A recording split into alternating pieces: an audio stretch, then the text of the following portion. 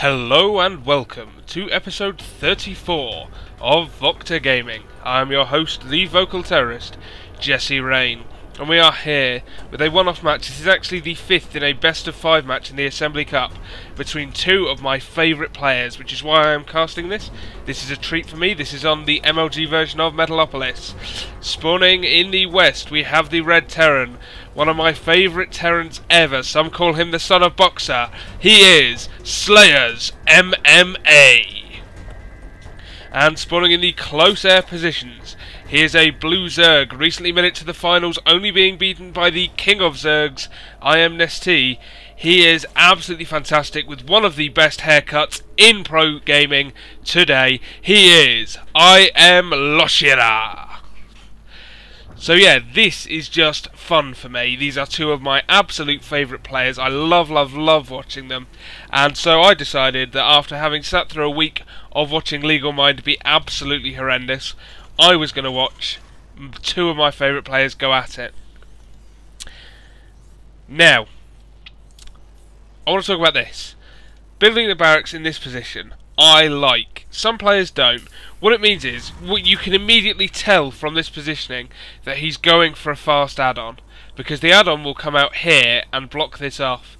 Now, it can be slightly vulnerable to the 6 pool, because you can get Zerglings out before that wall-off is completed, if you're not careful. But he's going for the timings I like right now, as my computer stutters slightly because I do have Skype open and that is just so hard. But I like the timing on the refinery. The refinery finishes just before the barracks, so you get three SCVs in there. You morph the with the birds. You morph the command center into the orbital command, and you immediately get a tech lab. I really like that. For me, I like to go for early combat shields rather than stim. It allows me to hold off any kind of rush timings, and it does allow a little bit of pushing and poking. Whereas stim, really, you get one attack with stim, and then it's all over because your units are at half health.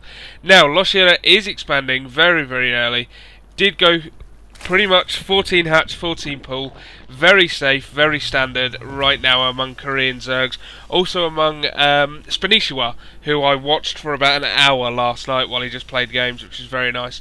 But look at this, the sneaky bunker right in the mineral line. Ah, wow. I have not seen that before. Generally you put it here or all the way over here, but putting it right there, I mean, it should get taken down. This is a good response. MMA has actually left it alone now.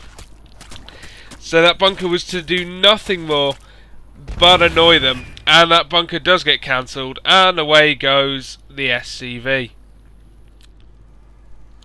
But look, we have a Reaper, we have early Reaper, getting right in among the minerals now. Absolutely fantastic.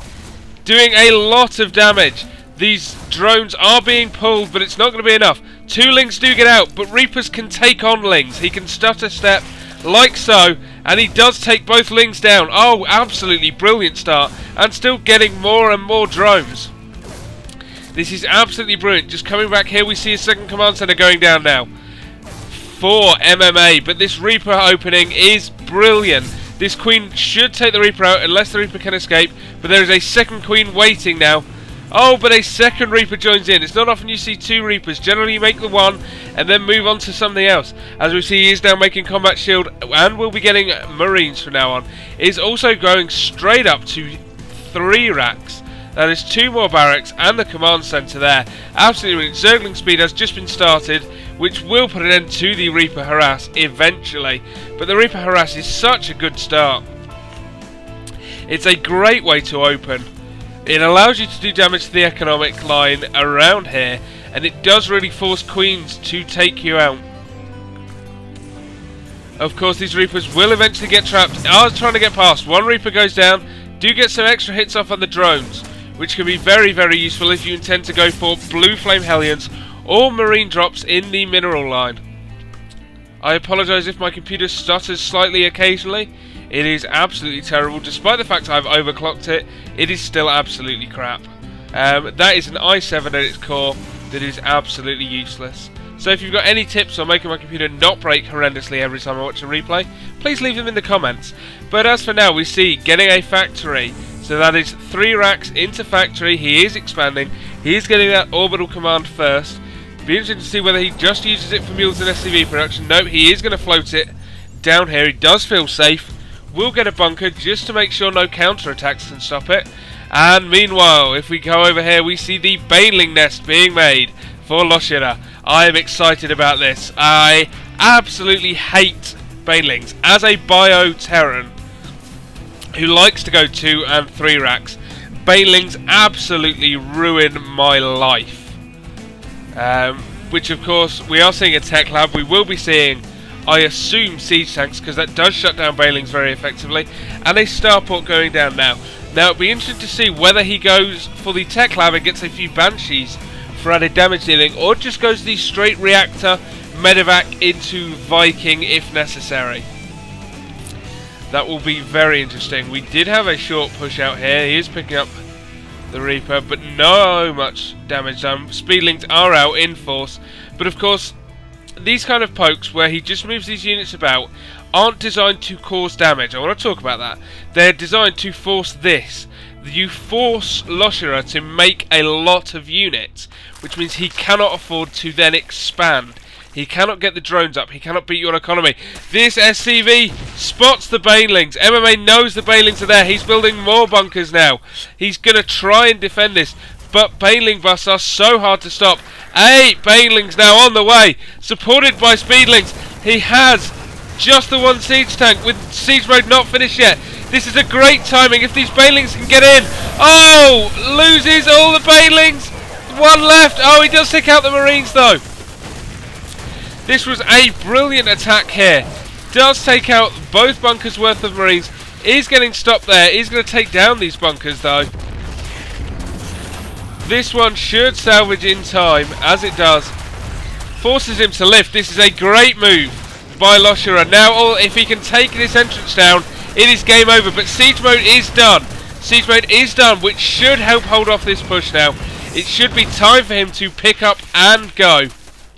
These Banelings will not get anywhere close to that front gate now that siege is there.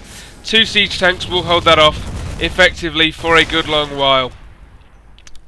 And MMA can rebuild and go back to mining, but that was a brilliant attack. Knocked MMA's food count down to 47 and gave Losira the advantage. It allowed him to expand quite safely. He knows MMA has to rebuild now. He knows MMA has to stay in his base so he can take this 3rd base absolutely incredibly safely. He is going for a quick medevac drop, however. He is trying to counter-attack, knowing all the links will be out on the map, but is just currently using it to kill overlords. I like that. It does set the Zerg player back slightly if you can block his supply count. Not as much as supply blocking other races.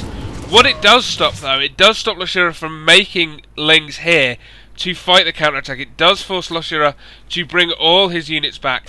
Now, morphing the natural into a lair, I like this. I like it better than the main. The main is so close by air that it would be very easy to drop a load of units in and snipe it. So making this the much safer location into the lair will be useful for keeping his tech up. Now if we go back here, we see the starport is just making Vikings right now, which is very interesting to me.